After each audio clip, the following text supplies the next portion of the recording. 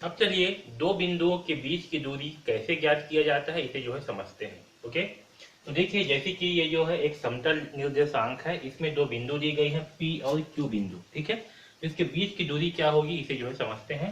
तो बिंदु P को हमने नाम दिया है x1 y1, उसी प्रकार से Q को x2 और y2 दिया है। ठीक है, तो अगर हम यहाँ से जो है एक समकोण बनाएंगे तो ये जो है कुछ इस प्रकार से बनेगा समकोण। ये आपका 90 अंश का कोण है। तो ये जो बिंदु R है इसका मान क्या होगा, तो देखिए ये जो है x अक्ष के क्या है समांतर है ऐसे में, तो x का मान क्या होगा x1, और ये जो है इस साइड में ये किसके समांतर है y के, है ना। ऐसे में किसके बराबर है, ऐसे में जो है ये y के बराबर। यहाँ पर देखिए ये जो बिंदु R है इसका मान क्या होगा, तो यहाँ से जो है अगर इसमें देखें हम तो ये जो है किसके किसके समांतर है, जो है x के समांतर है। तो x के समांतर में क्या होगा x1, ठीक है, और ये जो है y के समांतर है, ये वाले किसमें है y के समांतर, तो y के समांतर क्या होगा y2। ओके, यहाँ देखिए बिंदु R में, बिंदु R में क्या होगा, ऐसे में ये जो है किसके समांतर है, जो है ये इस x2 के समांतर है, तो यहाँ पास लेंगे x2, और ऐसे में देखिए किसके समांतर होगा ये y1 के समांतर है ना, तो ये जो है यहाँ पास y1 लेंगे। ठीक है, अब देखिए यहाँ पास ये जो समकोण त्रिभुज बना हुआ है, तो यहाँ पास समकोण त्रिभुज PQR में, ओके, समकोण त्रिभुज PQ और R में, तो यहाँ पर देखिए अगर हम इस PR के बीच की दूरी निकालेंगे, ओके, दो बिंदु के बीच की जब हम दूरी निकालते हैं तो क्या करते हैं, जो समान वाले पार्ट रहते हैं उसे छोड़ देते हैं। तो अगर ऐसे हम PR के बीच की दूरी निकालेंगे तो इसमें समान क्या है, इसमें y वाला पार्ट क्या है, समान है। ठीक है, अगर हम P को जो है बिंदु 1 मानेंगे तो यहाँ x1 y1 है, और Q में क्या है या R में क्या है बिंदु x2 y2 y1 है, तो इसमें समान क्या है आपका, ये y वाला पार्ट क्या है, समान है। इसे छोड़ देंगे तो क्या होगा, इसके बीच की दूरी x2 minus x1। Okay, P और R के बीच की दूरी क्या होगा, x2 माइनस x1। इसी प्रकार से ये Q और R के बीच की दूरी क्या होगी, तो दूरी Q और R के बीच की दूरी क्या होगी, तो देखिए इसमें क्या है x2 दोनों समान है Q और R में, तो क्या होगा यहाँ पास y1 माइनस y2 या फिर y2 माइनस y1 ले सकते हैं। ओके, तो यहाँ पास हम y2 माइनस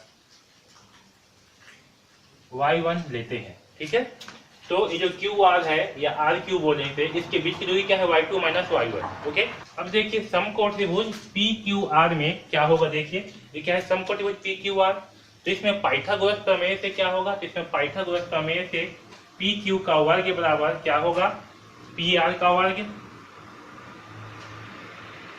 प्लस RQ का वर्ग। ठीक, तो यहाँ से देखिए, तो यहाँ से देखिए PR का मान क्या है, PR का मान है x2 माइनस x1, तो होगा x2 माइनस x1 का वर्ग, प्लस ये जो RQ है इसका मान क्या है, y2 माइनस y1 का वर्ग। ठीक है, अब यहाँ देखिए यहाँ क्या है, यहाँ PQ के वर्ग में है, PQ का घात 2 है, तो यहाँ से जब हम PQ का मान निकालेंगे तो ये घात 2 जब पक्षांतर होगा तो क्या हो जाएगा, ये जो है वर्ग मूल में आ जाएगा। तो यहाँ होगा x2 माइनस x1 का वर्ग प्लस y2 माइनस y1 का वर्ग। ठीक है, तो PQ बराबर क्या होगा, PQ बराबर होगा वर्गमूल x2 माइनस x1 का वर्ग प्लस y2 माइनस y1 का वर्ग। ठीक है, तो ये जो है इस PQ यानी कि बिंदु P और ये बिंदु Q, इन दोनों के बीच की दूरी का फार्मूला है। इस फार्मूले को याद रखना, इसी फार्मूले की सहायता से हम दो बिंदुओं के बीच की दूरी को ज्ञात करेंगे। अब यहाँ पर सबसे इंपॉर्टेंट ध्यान दीजिए, ये जो x2 और x1 है इसके मान को अगर आप उल्टा भी रख दोगे, है ना, यानी कि x1 माइनस x2 करोगे, x2 माइनस का वर्ग प्लस यहाँ पर भी y2 माइनस y1 के मान को अगर आप उल्टा करते हो, y1 माइनस y2 का वर्ग करते हो, तब भी दोनों में आंसर सेम आएगा। इसमें कोई दिक्कत नहीं है, चाहे आप चाहो तो इसे इस प्रकार से भी लिख सकते हो। ठीक है, तो चाहे आप ऐसे लिखो चाहे ऐसे लिखो, दोनों क्या है, सही है, दोनों में आंसर सही आएगा। ठीक है, तो ये जो है दो बिंदुओं के बीच की दूरी का फार्मूला है। ठीक है, इसे नोट करके रख लीजिए और इसे याद करके रख लीजिए। ओके, अब चलिए आगे जो है एक एग्जाम्पल के माध्यम से प्रश्न को हल करते हैं। अब देखिए एक प्रश्न है, बिंदुओं P और Q के बीच की दूरी ज्ञात कीजिए। ओके, तो ये क्या है आपका, तो देखिए प्रश्न में क्या है, बिंदुओं P 2 माइनस 3 और Q 5 माइनस 7 के बीच की दूरी ज्ञात कीजिए। ओके, तो देखिए यहाँ पास क्या है, बिंदु P ये दिया हुआ है 2 माइनस 3 और बिंदु Q 5 माइनस 7, हमें जो है इन दोनों के बीच की दूरी क्या होगा इसे ज्ञात कर दिया। ओके, तो चलिए हमने जो है इससे पहले क्या देखा था कि दो बिंदुओं के बीच की दूरी का फार्मूला क्या होता है, PQ का मान, तो पी क्यू बराबर होता है वर्गमूल x2 माइनस x1 का वर्ग, okay, plus y2 minus y1 का वर्ग होता है। ठीक है, अब देखिए यहाँ पास हमें क्या दिया है, यहाँ पास हमें बिंदु P का मान दिया है। बिंदु P का मान क्या है 2 माइनस 3, और बिंदु Q का मान दिया हुआ है 5 माइनस 7। ओके, तो देखिए हम यहाँ से जो है x1 का मान निकालेंगे, तो x1 का मान क्या होगा, x1 का मान होगा 2। यहाँ से y1 का मान क्या होगा, तो y1 का मान होगा -3।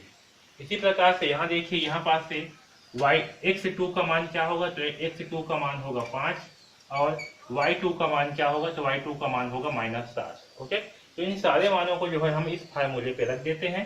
तो PQ बराबर क्या होगा, तो PQ बराबर होगा वर्गमूल x2 माइनस x1, x2 का मान क्या है 5, तो 5 माइनस 2 इसका वर्ग, plus y2 minus y1, y2 का मान क्या है -7 माइनस 3, ये जो है y1 का मान होगा। ठीक है, इसका वर्ग। ठीक है, अब यहाँ देखिए यहाँ से PQ का मान क्या आएगा, तो PQ का मान आएगा वर्गमूल 5 में से 2 घटाएंगे तो क्या मिलेगा 3, तो यहाँ होगा 3 का वर्ग, प्लस -7 माइनस -3, तो क्या होगा -7, ऋण और ऋण हो जाएगा प्लस, तो +3 का वर्ग।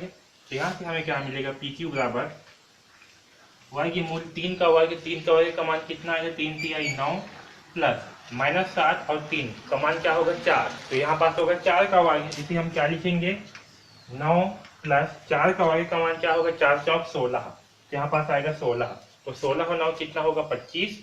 तो PQ बराबर होगा वर्गमूल 25, और इस वर्गमूल 25 को हम क्या लिख सकते हैं, वर्गमूल 25 को हम लिख सकते हैं 5 × 5, तो यहाँ से 5 क्या होगा बाहर आ जाएगा। तो यहाँ से हमें PQ का मान क्या प्राप्त होगा, PQ का मान हमें 5 इकाई प्राप्त होगा। ठीक है, क्या होगा, PQ का मान 5 इकाई प्राप्त होगा। ठीक, तो इस प्रकार से जो है हम दो बिंदुओं के बीच की दूरियां को ज्ञात करेंगे। ओके।